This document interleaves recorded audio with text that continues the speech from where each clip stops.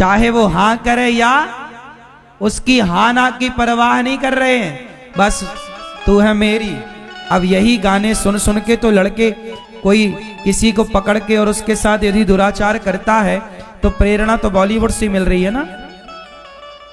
इन बारीकियों को आप समझ क्यों नहीं रहे कि लड़की की हाँ और ना से इन्हें कोई मतलब, तू हाँ कर या ना कर, तू है मेरी किरण। अब क्या है ये बताओ जरा, किस ओर इशारा है ये कि लड़की की आप हाँ ना से कोई मतलब नहीं रखते। अब बताओ ये नारियों का सबसे बड़ा अपमान है या नहीं? लेकिन नारियां ये गीत खुद गाती हैं, कोई ऑब्जेक्शन नहीं है तुम्हें। कुछ भी परोस रहा है बॉलीवुड और आप सब देख रहे हैं। इतने इतने से कपड़े पहनाते हैं बॉलीवुड में लड़कियों को। क्या ये नारी का अपमान नहीं है? अच्छा बताओ, द्रौपदी के कपड़े ही तो उतारे गए थे तो महाभारत हो गया। कपड़े ने उतारने से महाभारत हुआ।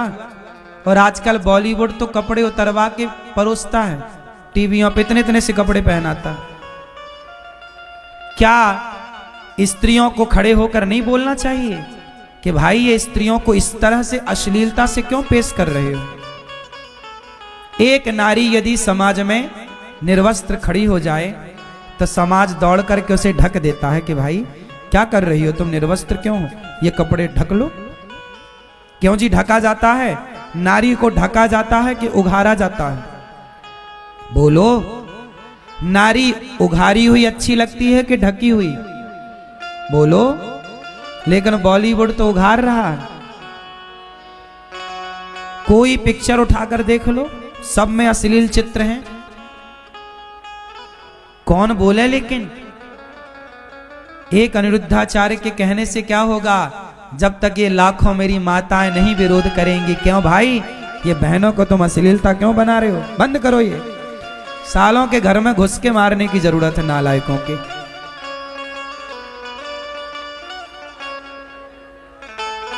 मैया तुम तो खुद देख आती हो मुन्नी बदनाम हुई।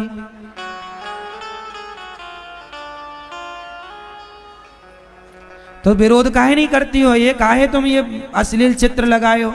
और तो सुनो, आजकल कपड़ों की दुकान जाओ आप, बाजार में, भरे बाजार में ना लड़कियों के अश्लील चित्र लगे रहते। लड़की की फोटो लगी है, वहां तुम्हारी बेटी भी साथ जा रही है बाजार, वहां तुम्हारा बेटा भी साथ जा रहा है बाजार, छोटे छोटे बच्चे भी जा रहे, पर वहां एक अर्धनग्न लड़की खड़ी रहती है चित्र में, फोटो में। अर्धनग्न लड़की का चित्र होता ना कपड़ों की दुकानों में,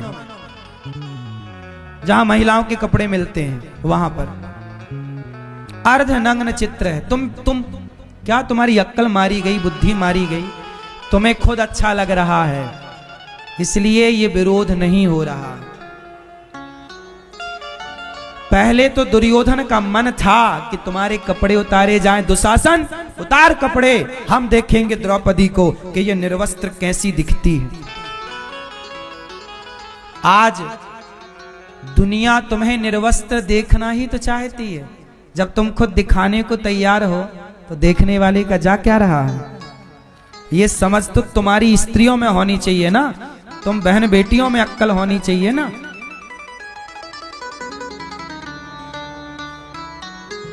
पहले तो कपड़े उतारे जाते थे तो महाभारत हो जाता था। आज जरा हम कपड़ा पहनने का कह दें तो लोग महाभारत करने लग जाते हैं। कुछ बेटियां, कुछ बहनें, हमें कपड़ा पहनने का बोल रहे हो महाराज, माई लाइफ माई चॉइस, हम कुछ भी पहने। कुछ भी पहनने के चक्कर में आदमी नंगा घूम रहा है। एक बॉलीवुड के घोड़े ने नंगे होके फोटो खिंचा ली। देखो जरा समाज कहां जा रहा है? अश्लीलता की ओर। क्या पाओगे इससे? अश्लील समाज कभी राष्ट्र का निर्माण ना करेगी। इसलिए राष्ट्र का निर्माण करने के लिए चरित्र मजबूत हो, इसलिए हमारे यहाँ चरित्र की पूजा है। राम जैसा चरित्र हो, राम चरित्र सुनवे को रसिया, राम लखन सीता मन बसिया। इसलिए हमारे यहाँ लिखी गई राम चरित्र मानस। चरित्र कैसा हो? राम की तरह, सीता की तरह चरित्रवान हो तो तुम्हारी समाज में पूजा होगी, इज्जत होगी, सम्मान होगा, वरना वैश्याओं की पूजा नहीं होती इस देश में। लेकिन आजकल बॉलीवुड तुम्हारी बहन बेटियों को वैश्या बनाए डाल रहा है। बात सही है कि गलत है? बॉलीवुड ने गाना बना दिए, प्यार किया तो डरना क्या। अब लड़की को डर ही नहीं लग रहा बाप का, माँ का, बाप का कोई डर नहीं। वो तो प्यार कर रही है दिन रात, बस गोल गोल रोटी बनानी नहीं आ रही है, प्यार खूब कर रही है बिंदास।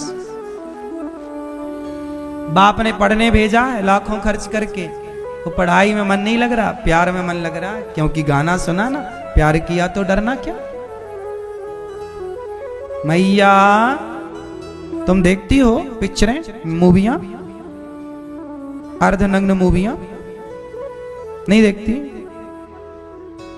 देखती तो हो। शीला की जवानी देखने जाती हो, अब ना देखना। हम कहते हैं कि मूवियों को देखना ही, गलत पिक्चरों को देखना ही समाज छोड़ दे तो अपने आप गलत मूवियां बनना बंद हो जाएंगी। समाज देखता है इसलिए बनती हैं, और आज मूवियां गलत बनती हैं तो तुम्हारी समाज उस मूवी को देखकर गलत हो जाएगी। तुम्हारी बेटियां गलत होंगी, तुम्हारे बेटे गलत होंगे, फिर दोष मत देना किसी को। बीज बोया जा रहा है बॉलीवुड के द्वारा। इस देश को नुकसान अंग्रेजों ने, मुगलों ने जितना पहुंचाया उससे ज्यादा बॉलीवुड ने कम समय में नुकसान पहुंचा दिया, 80-90 साल में। भगवान के वंश को आपस में लड़कर श्राप मिला लड़के मरने का। इसके बाद भागवत जी में नव योगेश्वरों का संवाद है, बड़ी अच्छी चर्चा है। दत्तात्रेय जी के 24 गुरु हैं, पृथ्वी वायु आकाश आप अग्निश चंद्रमा रवि कपोतो जगरः सिंधु पतंगो मधुकृज गजः मधुआ हरिणो मीनाम पिंगला कुरोर्भकः कुमारी शर्कृत सर्प ऊर्न नाभि शुपेशकृत। दत्तात्रेय जी ने 24 गुरु बनाए, पृथ्वी वायु आकाश। पृथ्वी वायु आकाश, पृथ्वी से गुरु बनाकर सीखा कि पृथ्वी सहनशील होती है, हमें भी सहनशील होना चाहिए। वायु को गुरु बनाकर सीखा, वायु सुगंध दुर्गंध दोनों से गुजरती है, आसक्त नहीं होती, सुख दुख दोनों में रहो, अटैचमेंट किसी से ना हो। आकाश जैसे सर्वव्यापी, ऐसे ईश्वर सर्वव्यापी है। जल को गुरु बनाकर सीखा, जैसे जल अपना स्वभाव कभी नहीं छोड़ता, हम भी अपने धैर्य का स्वभाव कभी ना छोड़ें। ऐसे 24 गुरु बनाए, सबसे सीखा। सीख तो किसी से भी सकते हो आप। प्रभास क्षेत्र में सारे यादव आपस में लड़कर भगवान ने अब अपनी लीला पूरी की, 125 वर्ष की।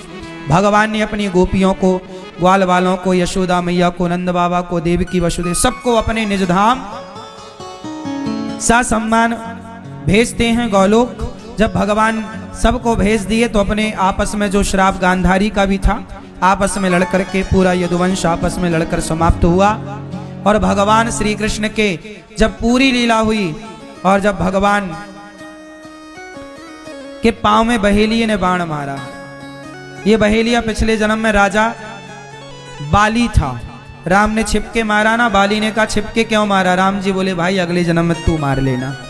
वही बाली व्याध बना और भगवान कृष्ण के चरणों में बाण मारा।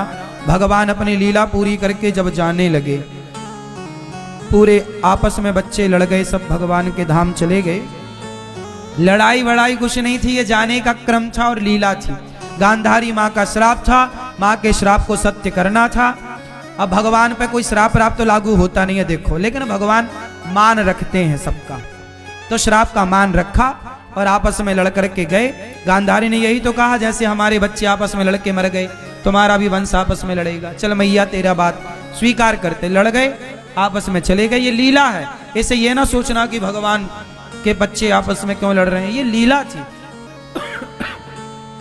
श्राप मिला था, उसे सत्य करना था। चले परम धाम। जब भगवान जाने लगे तो भक्तों ने कहा प्रभु हम आपके बिना कैसे रहेंगे? भगवान बोले हम कहीं जा थोड़ी रहे, हम भागवत जी में समा रहे। भगवान अपने 125 वर्ष की लीला पूरी करके कहीं गए नहीं, भगवान भागवत जी में समा गए। कहां समा गए? मेरी मां इसलिए भागवत सुना करो। अभी 20 तारीख अर्थात 20 तारीख कल ही है क्या? क्यों? कल से वृंदावन में भागवत जी के पोथी पाठ बैठेंगे।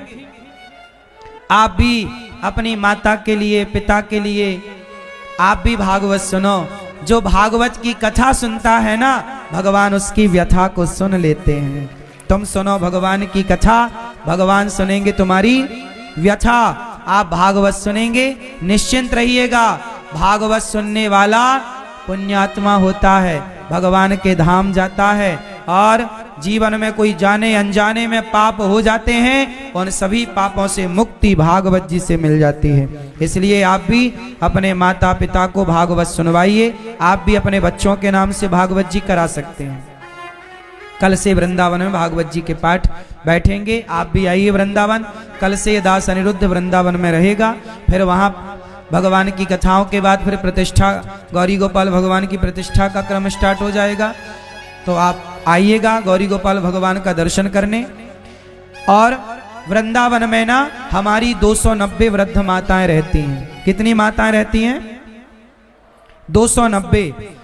इन माओं के आप भी जरा बेटा बन जाओ, आप भी जरा बेटी बन जाओ।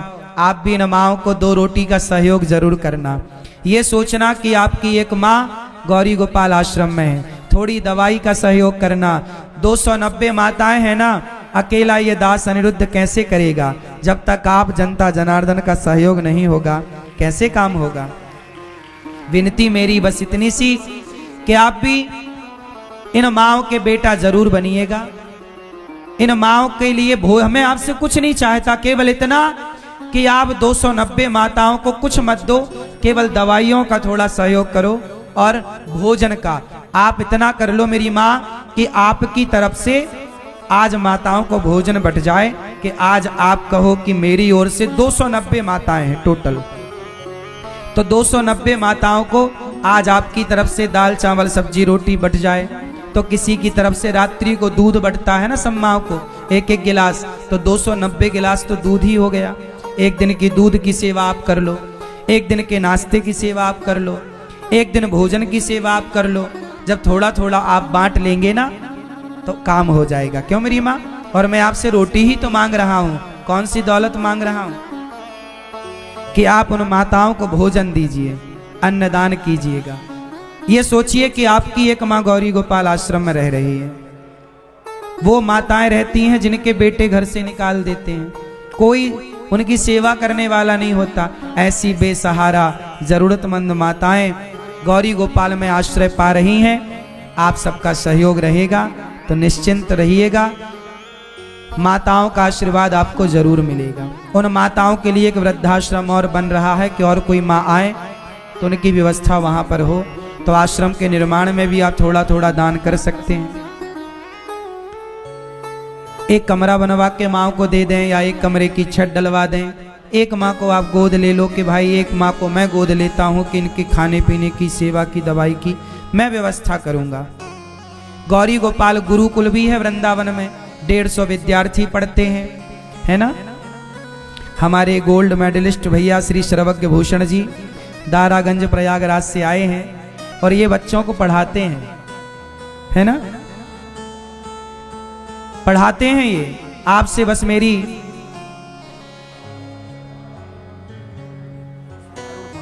अरुण पांडे जी भी हमारे बीच में आए हैं और ये विद्यार्थियों को पढ़ाते हैं, उच्च कोटि की शिक्षा देते हैं। आपसे मेरी केवल इतनी प्रार्थना है कि जो गौरी गोपाल गुरुकुल है उसमें जो 150 बच्चे पढ़ रहे हैं, आप उन बच्चों के माँ बाप बने और आप उन बच्चों की सेवा करें। बहुत बहुत स्वागत आपका।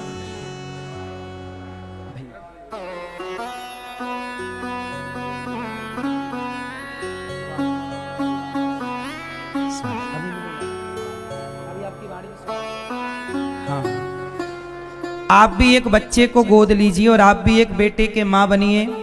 और गौरी गोपाल गुरुकुल में जो बच्चे पढ़ रहे हैं निःशुल्क उनका पढ़ना लिखना खाना पीना रहता है। आप भी उन बच्चों के लिए सोचिएगा जरूर थोड़ा सा। गौरी गोपाल गुरुकुल में आप बच्चों को भोजन दीजिए कि 150 बच्चे हमारी तरफ से भोजन करें, हमारी ओर से बच्चे पढ़ें लिखें। आप सहयोग नहीं करेंगे तो कौन करेगा? भारतीय संस्कृति की रक्षा करना है तो भारत के लोग ही तो सहयोग करेंगे। मदरसे चलते हैं तो मदरसों में क्या पढ़ाया जाता है आप सबको पता है। मदरसों को तो सरकार भी सहयोग करती है, लेकिन गौरी गोपाल गुरुकुल को तो केवल आप लोगों का सहयोग मिलता है। सरकार थोड़ी सहयोग करती है, आप लोग थोड़ा थोड़ा सहयोग करते हैं तो बच्चों को रोटी मिलती है और उन्हें वेद पढ़ाए जाते हैं, पुराण पढ़ाए जाते हैं, उपनिषद जो भारतीय परंपरा रही वो पढ़ाया जाता है। गौरी गोपाल गौशाला में गाय हैं, आप भी गौदान करिए। गौरी गोपाल आश्रम में अखंड अन्न क्षेत्र चल रहा है। कोई भी आए, हजारों साधु संत नित्य गौरी गोपाल आश्रम में पेट भर भोजन पाते हैं।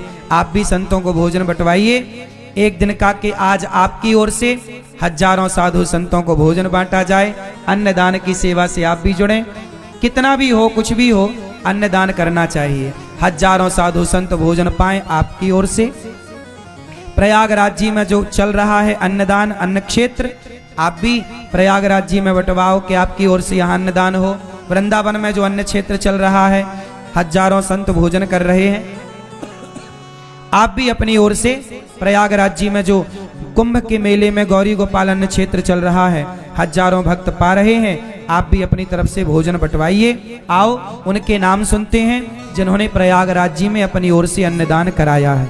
ये देखो सभी भक्त ना भोजन के लिए, श्रद्धालु जन प्रसाद पाने के लिए उपस्थित होते हैं। हजारों लोग पा रहे हैं प्रसाद यहाँ प्रयागराज जी में कुंभ मेले में। आप भी अन्नदान से अपनी बेटी बेटे, अपने माता पिता, अपने लिए अन्नदान करो। कुछ भक्तों के नाम आए हैं, नाम सुनते हैं। और सुनो, जो नाम यहाँ से बोले जा रहे हैं ना, केवल आप लोग ही नहीं सुन रहे हैं, गंगा मैया भी सुन रही हैं, यमुना मैया भी सुन रही हैं कि हमारे द्वार पर आए भक्तों को इन लोगों ने अन्नदान की सेवा करी है। क्योंकि आप सब जो दान कर रहे हो, आपके दान से गंगा मैया के भक्तों को ही तो भोजन मिल रहा है। तो खुश तो गंगा मैया होंगी ना कि उनके द्वार पर कोई भूखा ना रहे। ये हम सबकी जिम्मेदारी है। आओ नाम सुनते हैं दानवीर महापुरुषों के जिन्होंने धन को धर्म से जोड़ा है। बोलिए गौरी गोपाल भगवान की जय। सुंदर सी सेवाओं का क्रम जो गौरी गोपाल आश्रम में चल रहा है, उस सेवा से कुछ लोग जुड़ रहे हैं और अपना सहयोग गौरी गोपाल आश्रम तक और इस पुण्य तीर्थ राज प्रयाग तक पहुंचा रहे हैं। कहते हैं यत्र गंगा च यमुना यत्र चैव सरस्वती तम देव तीर्थ प्रवरम देवानाम अभी दुर्लभम ईदृशम त्रिशुलोकेशु भूतम न भविष्यति। कहते हैं जहाँ गंगा यमुना सरस्वती का संगम है वह तीर्थराज प्रयाग है। देवताओं के लिए भी त्रिलोकी में ऐसा दुर्लभ है ऐसा पवित्र तीर्थ। और ऐसे सुंदर से तीर्थ में पूज्य श्री महाराज जी मास पर्यंत तक यहाँ पर अन्न क्षेत्र चला रहे हैं। अन्न क्षेत्र वितरण कार्य चल रहा है। गौरी गोपाल आश्रम में तो निरंतर सेवाएं चल ही रही हैं। आप जो घर बैठकर कथाओं का श्रवण लाभ ले रहे हैं, सेवाओं का दर्शन कर रहे हैं, आप सबसे निवेदन है, संस्था के अकाउंट नंबर टीवी स्क्रीन पर दिख रहे हैं, आप अपना सुंदर सा सहयोग समर्पित करते हुए मोबाइल नंबरों में संपर्क कर आप अपना नाम दर्ज अवश्य कराएं। जो भक्त इस पंडाल पर उपस्थित हैं और आप भी इन सेवाओं से जुड़ना चाहते हैं, कार्यालय लगे हुए हैं, वहां जाकर आप अपना सुंदर सा सहयोग देकर अपने नाम की रसीद प्राप्त कर सकते हैं।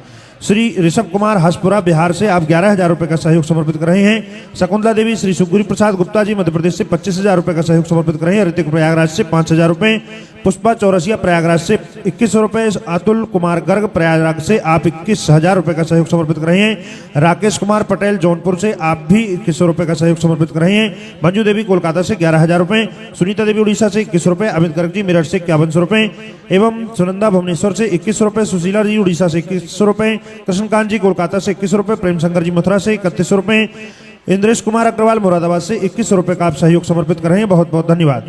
ऋषभ कुमार जी बिहार से 11,000 रुपए, शकुंतला देवी सुखगुरी प्रसाद जी 25,000 रुपए का आप सहयोग समर्पित कर रहे हैं। अतुल कुमार गर्ग जी प्रयागराज से 21,000 रुपए, चौरसिया जी पुष्पा चौरसिया प्रयागराज से 21 रुपए एवं ऋतिक प्रयागराज से 5,000 रुपए का आप सहयोग समर्पित कर रहे हैं। दासी सुनंदा जी असम से 21,000 रुपए, फूलचंद पटेल प्रतापगढ़ से आप 5100 रुपए का सहयोग समर्पित कर रहे हैं।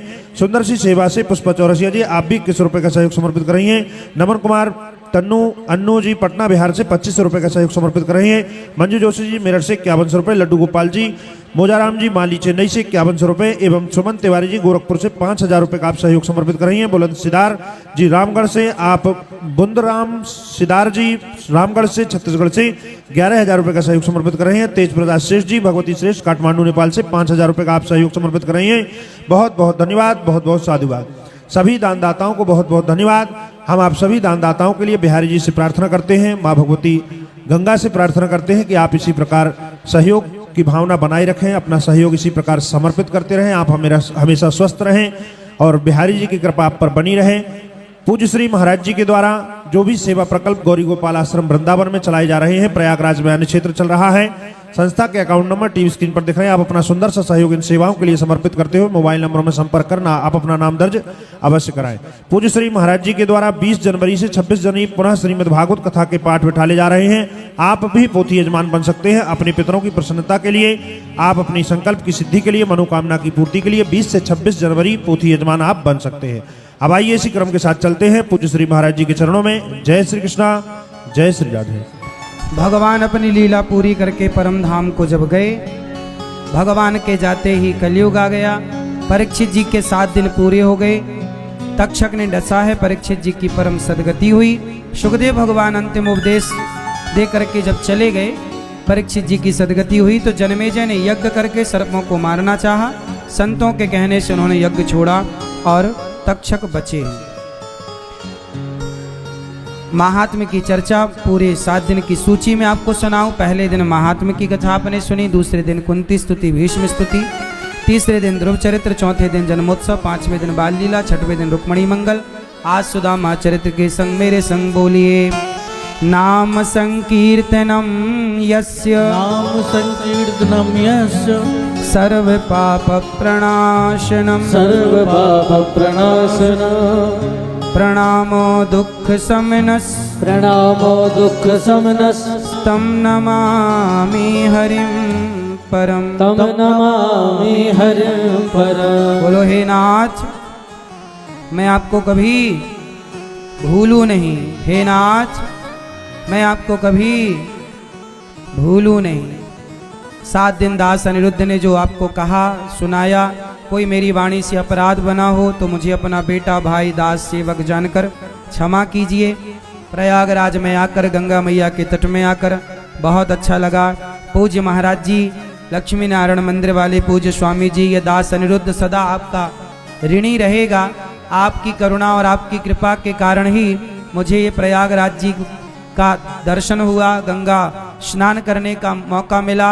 आप यदि कृपा नहीं करते तो ये दास कभी यहाँ नहीं आ सकता था, इस तरह का आयोजन यहाँ नहीं हो सकता था। ये दास सदा आपका आभारी और ऋणी रहेगा। आप अपने चरणों की धूल दास पर कृपा करुणा बनाए रखिएगा, चरणों की रज की कृपा बनाए रखिएगा और अपने चरणों से लिपटाए रखिएगा। यही दास अनिरुद्ध की आपसे करबद्ध विनती और प्रार्थना है। आपका स्नेह मुझे ऐसा लगा कि जैसे मेरे पिता का प्यार मेरे साथ हो, पिता का स्नेह मेरे साथ हो, ऐसे पूज्य महाराज जी का दरस परस और परम लाभ हमें इनका मिला, दर्शन का, इनके द्वारा जो अमृत ज्ञान हमें मिला, संग हमें इनका मिला, सब कुछ आनंद देने वाला था। एक पिता की तरह आपने अपनी छाया में ये दास अनिरुद्ध को रखा, इसके लिए सदा हम आपके ऋणी रहेंगे। गौरी गोपाल अब से आपका है, कभी भी प्रभु आए ये दास को सेवा का मौका दें। आप सभी भी प्रयागराज वालों, आप यहाँ आए भक्तों, गौरी गोपाल आइएगा और आप भी प्रेम से गौरी गोपाल आश्रम में दर्शन करिए और आप भी उसे अपना मानिए। पूज्य महाराज जी, श्री लक्ष्मी नारायण मंदिर वाले स्वामी जी, पूज्य स्वामी श्री रामानुजाचार्य स्वामी श्री घनश्यामाचार्य जी महाराज, आपकी दिव्य वाणी दास ने सुनी। पूज्य महाराज जी की भी अब यहाँ कथा होगी और अब हम हमारे मध्य में संस्कृत की और संस्कृति की रक्षा करने वाले आचार्य चरण आए हैं। हम उनके चरणों में प्रणाम करेंगे, उनकी भी कुछ मधुर वाणी सुनकर अपने ज्ञान को बढ़ाएंगे, अपनी भक्ति को बढ़ाएंगे, अपनी ऊर्जा को बढ़ाएंगे। पूज्य महाराज जी, लक्ष्मी नारायण मंदिर वाले महाराज जी का आशीर्वाद हम लेंगे और उनके आशीर्वाद के बाद हम आचार्य जनों का आशीर्वाद लेंगे। पूज्य महाराज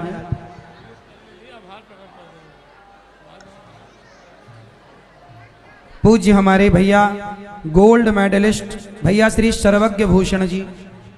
सर्वज्ञ भैया नाम ही सर्वज्ञ है।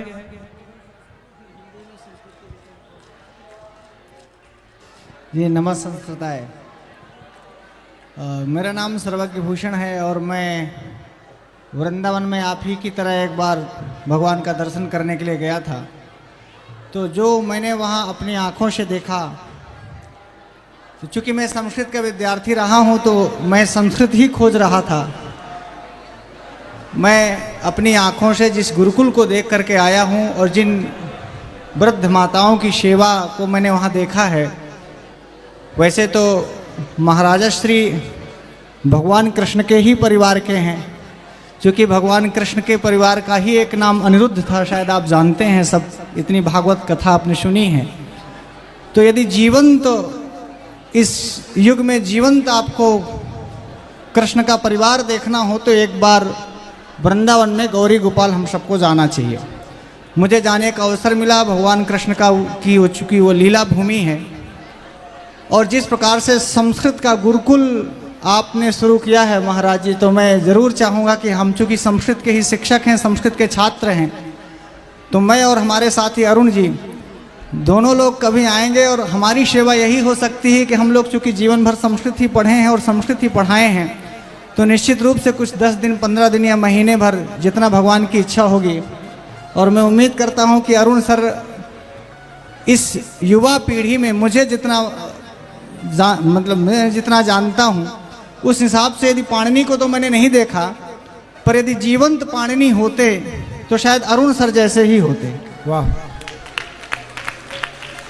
तो एक बार हम अपने अरुण सर के साथ इस मंच से और इस प्रयागराज से, तीर्थों के राजा प्रयागराज से हम ये प्रण करते हैं या संकल्प लेते हैं कि महाराज जी संस्कृत की सेवा करने के लिए, और हमारे मित्र हैं एमपी से मैंने अपनी पढ़ाई पूरी की है और राहुल जी हमारे मित्र रहे हैं शुरू से ही, तो अपने परिचित लोग भी वहाँ हैं, तो निश्चित रूप से गुरुकुल में हमारी सेवाएं जरूर आप आएँ, आपका ही गुरुकुल है भगवान, आपको ही संभालना है। तो वहाँ आकर के जो संस्कृत की सेवा हमसे बन पड़ेगी हम जरूर करेंगे। नमः संस्कृताय। सुंदर सुंदर। अब भैया हमारे श्री अरुण जी, अरुण पांडे जी, ये बहुत विद्वान हैं, बहुत योग्य हैं और बहुत सनातन की सेवा कर रहे हैं। श्री गुरुभ्यो नमः। यहाँ मंच पर उपस्थित होने का अवसर मिला। मैंने ये सोचा नहीं था कि यहाँ बैठना, मैं तो सामने से दर्शक के रूप में था। आचार्य जी ने आग्रह किया तो यहाँ उपस्थित होने का अवसर मिला। बस जीवन में मेरा और कुछ विशेष लक्ष्य नहीं है। जीवन में यही है कि क्योंकि हमारे सनातन शास्त्र सभी मूल संस्कृत में हैं, हमारे सनातन शास्त्रों को हम सभी लोग तभी समझ पाएंगे जब संस्कृत समझ पाएंगे। इसलिए पूज्य सर्वज्ञ गुरु जी हैं या अन्य बहुत सारे लोग हैं, अलग अलग जगह बहुत सारे गुरुकुल चला रहे हैं। मैंने आपके गुरुकुल के बारे में भी सुना है, वहाँ मेरे नाम के ही आचार्य अरुण जी भी हैं, व्याकरण के अच्छा पढ़ा रहे हैं, ऐसा सुना है।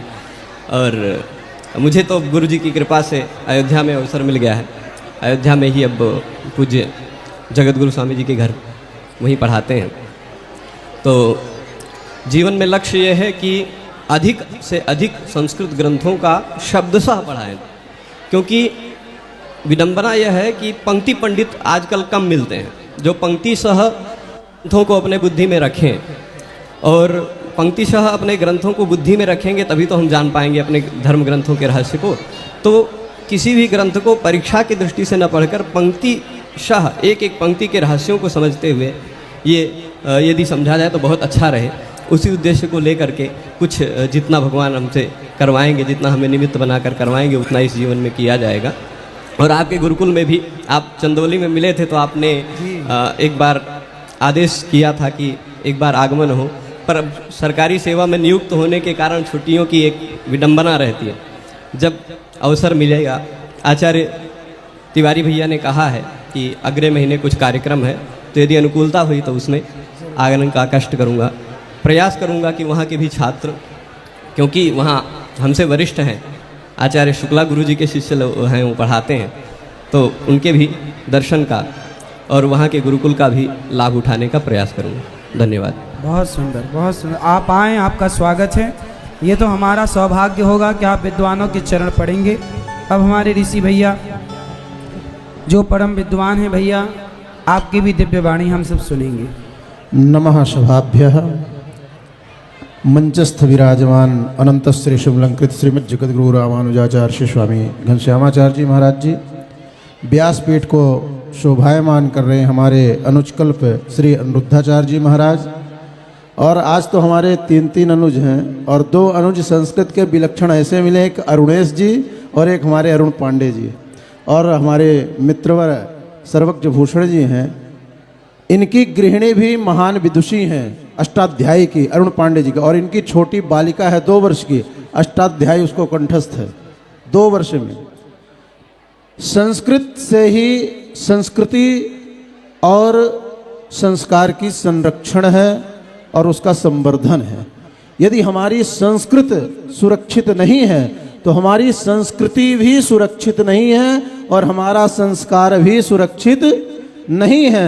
इसलिए सभी से हमारा आग्रह निवेदन है कि संस्कृत के ग्रंथों को, रामायण, श्रीमद् भागवत, श्रीमद् भगवद गीता घर में अवश्य हिंदी भाषानुवाद पढ़ाएं बच्चों को, जिससे संस्कार आए। हमारे संस्कृत वाङ्मय में जो संस्कार है, आज बुआ शब्द है, मामी शब्द है, चाची शब्द है, पितामही शब्द है, ये शब्द हटते जा रहे हैं। इन सब का एक ही शब्द है, क्या? अंटी। एक ही शब्द है। आप बुआ को बोलना है तो अंटी बोलिए, मामी बोलना है अंटी बोलिए, चाची बोलना है अंटी बोलिए। लेकिन हमारे यहाँ जो संस्कार इन शब्दों में मातृत्व संबंध आता है वो हमारे संस्कृत में है। और संस्कृत के ग्रंथों को, कथाओं को पढ़ें और घर में संस्कार तभी आएगा।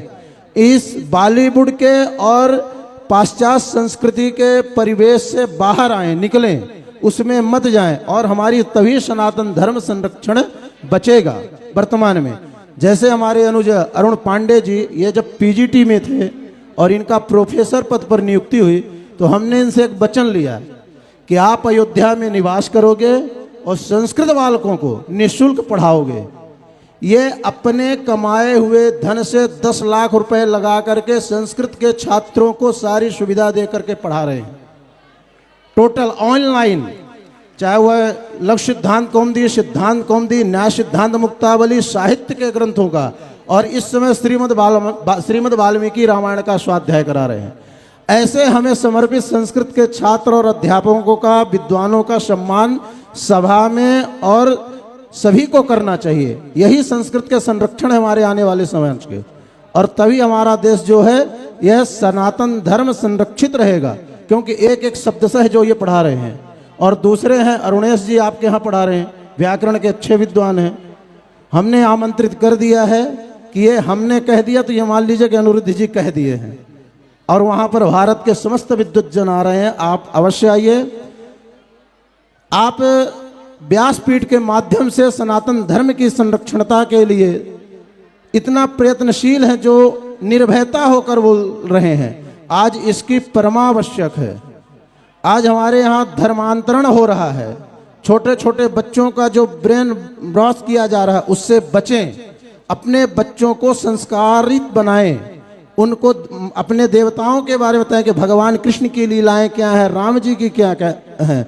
भगवती यशोदा भगवान कृष्ण को बाल्यकाल में भगवान राम की कथा सुना रही थी, और एक दिन जब सीता वनवास की कथा सुना रही थी यशोदा मैया, तो छोटे से हमारे भगवान जो कृष्ण नंदन थे वह एक एक उचित लखन जल्दी से हमारा धनुष लाओ, और अभी घुटनों के बल चल रहे हैं। किसके बल? घुटनों के बल। लेकिन ताव में आ गए अपने उस त्रेता युग की कथा सुन करके। तो ये क्या है? संस्कार है। भगवती यशोदा मैया भी भगवान कृष्ण को रामचरित्र कथा सुनाई है। बिलो मंगल जी ने अपने दिव्य चरितामृत में लिखे हैं, उसमें लगभग 350 श्लोकों में वर्णन किए हैं। ऐसे ऐसे वहाँ श्लोक हैं दिव्य। तो भगवान के समस्त चरित्रों, भगवान शिव के दिव्य चरित्र का, भगवान श्री राम के, श्री कृष्ण के, ये जो संस्कार हैं तभी आएंगे जब इन ग्रंथों को पढ़ेंगे। पाश्चात्य संस्कृति के ग्रंथों को छोड़िए। जितने भी आज हमारे यहाँ जो, चाहे मध्य प्रदेश बोर्ड हो, चाहे यूपी बोर्ड हो, चाहे वो सीबीएसई बोर्ड है, संस्कृत के जो शिक्षा पद्धति है उससे सनातन धर्म के शिक्षा पद्धति को नष्ट कर दिया है। मैकाले पद्धति का जितने भी कॉन्वेंट स्कूल हैं, आज कॉन्वेंट स्कूल में आप तिलक लगा के नहीं जा सकते हैं, शिखा रख के नहीं जा सकते हैं, लेकिन अभी हमारे श्रीधाम वृंदावन में महाराज जी ऐसा कोई विद्यालय नहीं है जहां आप शिखा रख के तिलक लगा के नहीं, वहां अवश्य जाइए, वहां की अध्यापिकाएं भी तिलक लगाती हैं। ये केवल वृंदावन में है, अभी अयोध्या में भी ऐसा नहीं है, मैंने देखा है। बालक तिलक लगा के जाते हैं, कोई नहीं टोक सकता है, लेकिन अन्य विद्यालयों में तिलक शिखा आदि लगा के नहीं जा सकते, माला पहन के नहीं जा सकते। ये क्या है? ये धीरे धीरे ब्रेन ब्रॉश करके कॉन्वेंट स्कूलों ने हमारे सनातन धर्म को जो क्षति पहुंचाई है उसको सुरक्षित करने की आवश्यकता है। और हम ठाकुर जी से प्रार्थना करते कि हमारे अनुज श्री अनिरुद्धाचार्य जी को इतना बल, इतनी शक्ति दें कि वो सतत दिग्दिगांतर तक सनातन धर्म की ध्वजा को फहराते रहें। इसी मंगलानुशासन के साथ अपनी वाणी को विश्राम देते हैं। नमो नमः। पूज्य महाराज जी की अब वाणी हम सब सुनेंगे, फिर आरती की ओर चलेंगे। आशीर्वचन पूज्य महाराज जी की। श्रीमते रामानुजाय नमः। अस्मद्गुरुभ्यो नमः। अस्मत्परम गुरुभ्यो नमः। अस्मत्सर्वगुरुभ्यो नमः। ईशानां जगतोष वेंकटपतिर विष्णोः परां प्रेयसी तद्वक्षस्थल नित्यवासरसिकां तत्शांति संवर्धनीं पद्मालंकृत पाणिपल्लवयुगां पद्मासनस्तां श्रियं वात्सल्यादिगुणोज्ज्वलां भगवतीं वंदे जगन्मातरम्।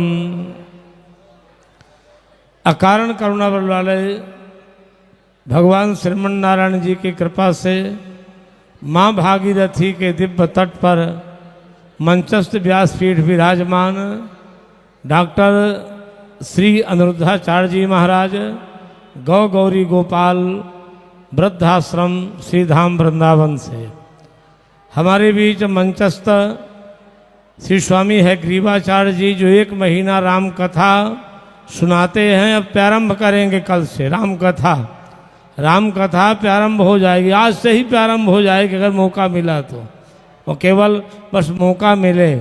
और कल से आपका माघ महात्म भी प्रारंभ होगा। और संक्षेप में ज़्यादा कह देंगे थोड़ा सा, हमारे आचार्य ऋषि तिवारी जी जो श्रीधाम वृंदावन में रहते हमारे यहाँ के छात्र हैं। आप संस्कृत जगत को समस्त आचार्य विद्वान जो शीर्ष विद्वान है साहब से आपका आत्मीय संबंध रहता है। हमारे बगल से विराजे आचार्य अरुण जी और हमारे आचार्य सर्वज्ञ भूषण जी जो भी आपको सुना रहे थे, हमारे आपके जटधारी मठधारी त्रिशूलधारी जो बैठे हुए हैं कंठीधारी श्री स्वामी ध्रुव जी महाराज, और हमारे बगल से आचार्य व्यास मुनि शुक्ल जी विराजे हुए हैं। सभी आचार्यों को प्रणाम करते हुए, समस्त जनता जनार्दन का अभिवादन करते हुए आज हम श्रीमद् भागवत महापुराण की कथा पूज्य महाराज जी से सुने। अब महाराज जी कहते आज ही हम वृंदावन चले जाएंगे, आज ही हम वृंदावन जाएंगे, माने कोई रुकावट नहीं है। तो हम लोग इनके साथ क्या व्यवहार करें, क्योंकि प्रयाग छोड़ के वृंदावन चले जा रहे हैं। इनके सिर पर एक भार डालें। कौन सा भार डालना चाहिए कि आप श्रीधाम वृंदावन जाइए, ठीक है, आपके कार्य में माने गोपिकाएं इतनी प्रेमी थीं कि भगवान कृष्ण के भी कार्य में कोई रुकावट नहीं डाल सकी। भगवान कृष्ण भी उन्हें छोड़ के चले गए थे। राम जी का साथ देने के लिए आधा अयोध्या का समाज पीछे पीछे चल पड़ा। राम जी यही प्रयाग की धरती में उन्हें छोड़ करके अपने मैया सीता और लक्ष्मण के साथ वनवास की यात्रा कर दिए थे। लेकिन हम किसी के कर्म मार्ग में रुकावट नहीं डालते हैं। जरा ध्यान से सुनिएगा, महाराज जी को क्या भार देना है कि आप श्रीधाम वृंदावन जाइए, लेकिन कल प्रातः काल बांके बिहारी से क्या कहना है। बांके बिहारी को हम सब की ओर से करहु दंडवत प्रभु ईशन तुम्हारी कहूँ कर जोरी, बार बार बांके बिहारी सूरत करायहु मोरी। सब लोग ताली बजा के इनका स्वागत करिए। ये प्रभु महाराज जी के लिए भार है, हम लोगों ने भार दे दिया ना। क्या करना है, बांके बिहारी से बार बार हम लोगों का भी स्मरण कराएंगे ताकि संबंध जुड़ा रहे, और तभी बांके बिहारी गौरी गोपाल या वृंदावन बुलाएंगे। एक लाभ ये हुआ। दूसरा लाभ हमें क्या मिला? दूसरा लाभ, आज प्रयाग की धरती में आप श्री धाम वृंदावन से आए, व्यासपीठ पर बैठ करके भगवान की कथा कहे, लेकिन हम लोगों को लाभ क्या मिला? इस प्रयाग की धरती में किसको क्या लाभ मिला है? यहाँ 3 चीज़ों का लाभ मिलता है। आपका दोष समाप्त होगा, आपका दुख समाप्त होगा, आपकी दरिद्रता समाप्त होगी।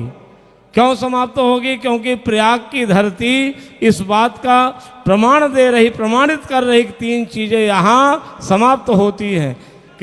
केवट ने राम जी को पाया और राम जी कहने लगे भैया ये मैं उतराई नहीं दे सका, और कुछ देने लगे तो केवट ने यही कहा, महाराज नाथ आज मैं काह न पावा, नाथ आज मैं काह न पावा। राम जी ने कहा मैं तो कुछ दिया ही नहीं, तुझे मिल क्या गया? बोले मुझे 3 चीज़ें मिल गई, मुझे 3 चीज़ें मिल गई। हे राघव, आपके दर्शन से हमारा दोष समाप्त हो गया, आपके दर्शन से हमारा दोष समाप्त हो गया, और आप हमें देख लिए, ध्यान से सुनेंगे, आप हमें देख लिए तो हमारा दुख भी समाप्त हो गया, और महाराज हमें आप अपना लिए तो हमारी दरिद्रता भी समाप्त हो गई, दरिद्रता भी समाप्त हो गई। इसलिए लिखा है, नाथ आज मैं काह न पावा, मिटे दोष दुख दारिद्र दावा, बहुत काल में कीन्ह मजूरी, आज दीन विधि बनिभल भूरी। आज आपने खूब भगवान की कथा सुना करके हम सबको आनंदित आह्लादित किया है, तो हमारी मजदूरी मिल गई। यही मजदूरी है जो आपने श्रीमद् भागवत रूपी कथा का प्रसाद हमें दिया है। माताओं और हमारे सभी पुरुष वर्ग, इसी प्रसाद को लेकर के आप जाइएगा, यही मूल प्रसाद है। ये प्रसाद करता क्या है? प्रसादे सर्व दुखा नाम हानि रसोपजायते, प्रसाद सारे दुखों का शमन करता है। यही श्रीमद् भगवद गीता में भगवान श्री कृष्ण अर्जुन से कहते, अर्जुन ये मेरा प्रसाद है, ये तुम्हारे दुख और दोष को समाप्त करेगा। तो श्रीमद् भागवत रूपी कथा, और किसी प्रकार से कथा देखो, रामलीला देखो, रासलीला देखो, ये सब दुख दोष को समाप्त करते हैं। तो आज हमारे पूज्य व्यास पीठाचार्य जी ने निर्भीक होकर के और इस कुटिया में वास करके, यद्यपि ये अच्छे सुंदर महल में रहते हैं, फिर भी कुटिया में वास करके आप 7 दिन तक रह करके, 7 दिन 4 घंटा यहाँ कथा सुनाते थे, साथ में भक्तों को दर्शन देते थे, और सुबह और शाम हम इनके साथ रहते थे, और पूरे संतों से मिलना, वरिष्ठ संत, विशिष्ट संत, जितने भी जैसे भी संत थे, सभी संतों से मिलना, और गौरी गोपाल के लिए आमंत्रण देना। कल कम से कम आप शायद 12:30 बजे रात्रि सोए होंगे, और फिर सुबह 5 बजे से जाग करके गंगा स्नान करके इसी क्रम में फिर लग गए। तो संतों का शरीर परोपकार के लिए होता है, परमार्थ के लिए होता है, और वही परोपकार परमार्थ आपका कल्याण करता, आपको लक्ष्य तक पहुंचाता है। अभी इसी वर्ष हमारे साथ हमारे इसी शेषमण तिवारी जी कोरबा में रहते थे, यहाँ जैसे रिटायरमेंट हुए वैसे तुरंत इंजीनियर थे, एसडीएम पद से भर्ती हुए हैं, वो कहीं होंगे, व्यास जी बुला लीजिए हो तो महाराज वो तुरंत इस साल से एडमिशन ले लिए, वहाँ रिटायर हुए, यहाँ एडमिशन प्रारंभ, और यहाँ की धरती में, प्रयाग की धरती में आके कल्पवास करना, नियमों का पालन करना, शेषमण तिवारी जी कोरबा से। तो ये भी कार्य संपन्न हो रहा है, तो इसके लिए बहुत बहुत मंगल कामना करते हैं। आप सभी माताओं बहनों को, पुरुषों को खूब मंगलानुशासन करते हैं कि आप पूज्य महाराज जी की कथा इस छाया के नीचे रह करके, सुख या दुख मिला, भोजन तो मिला ही, सुख और दुख भी मिला तो भी आप रह करके भगवती माँ भागीरथी गंगा में स्नान करके अनित्य भगवान की कथा सुनते थे। ये लिखा हुआ है, ब्रह्मा जी ने यहाँ प्रचार किया, राम भगति जहाँ सुर सरिधारा, सरसहि ब्रह्म विचार प्रचारा, ब्रह्मा ने ये प्रचार किया है, जहाँ भागीरथी गंगा की धारा है, जहाँ भगवान की कथा होती है, उसी को गंगा की धारा कहते हैं। तो ये महाराज ज्ञान की गंगा आपने सुन करके आनंदित किए।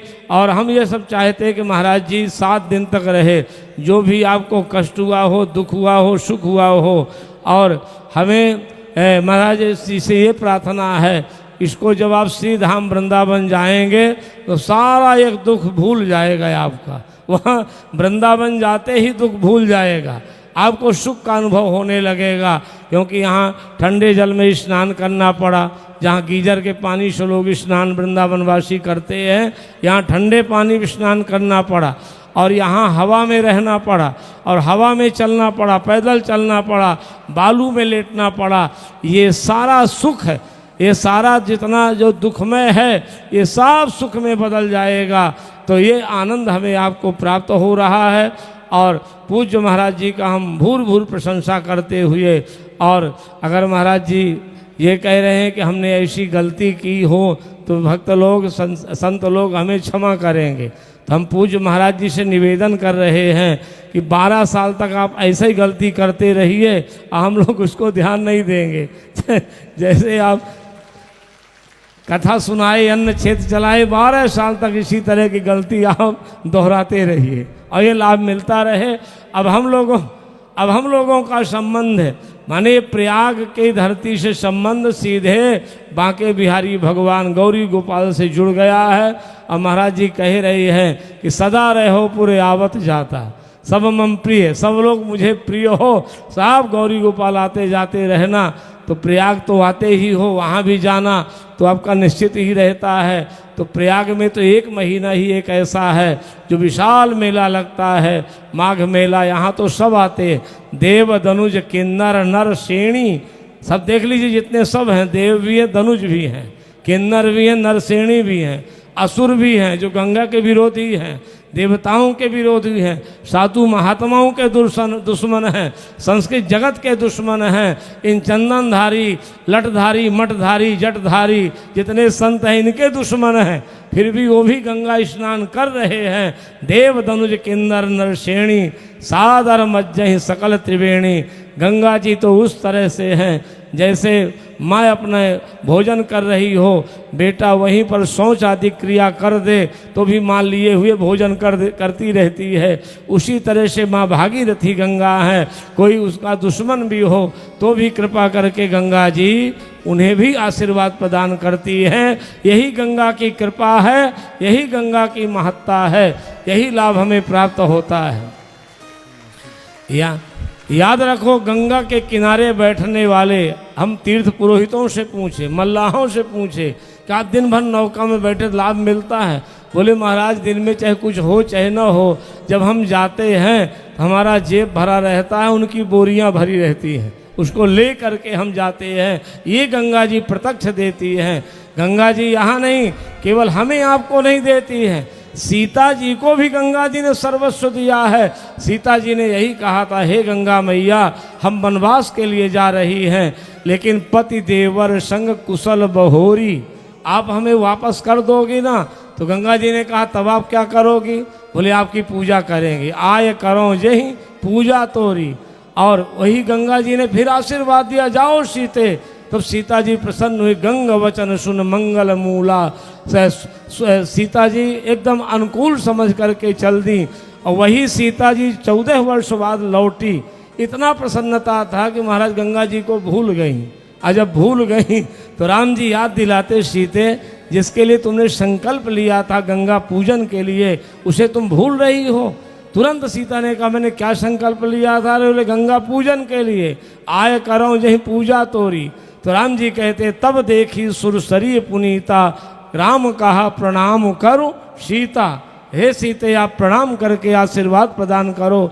अब ज़्यादा समय न लेते हुए पुनः आप सबकी मंगल कामना करते हुए इसके आगे आरती के बाद आपका सब महाराज जी का आशीर्वचन प्राप्ति हो रहा। हमारे आचार्य व्यास मुनि जी हमारे इस आगे के कार्यक्रम की सूचना मंच से प्रदान करेंगे।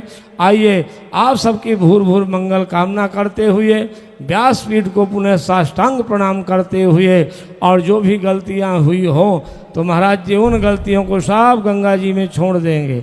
गंगा जी साहब उन्हें भी आनंदित करेंगी, हमें भी आनंदित करेंगी। जो यहाँ शिविर में भक्तों के द्वारा गलती साफ गंगा जी में छोड़ करके जाइएगा, यही हमारा लाभ है। सभी आचार्यों का अभिवादन करते हुए हमारे मालिक तिवारी व्यवस्था देख रहे मयंक चतुर्वेदी जी, आचार्य मयंक जी खूब व्यवस्था देख करके इसको संपन्न कर रहे हैं। सबके लिए मंगल कामना करते हुए हमारे ओम प्रकाश जी शुरू से आकर के, जब कितनी विकराल ठंडी थी तो ओम प्रकाश जी पहचान में नहीं आते, तब तो कह चेहरे में चमक आ गई।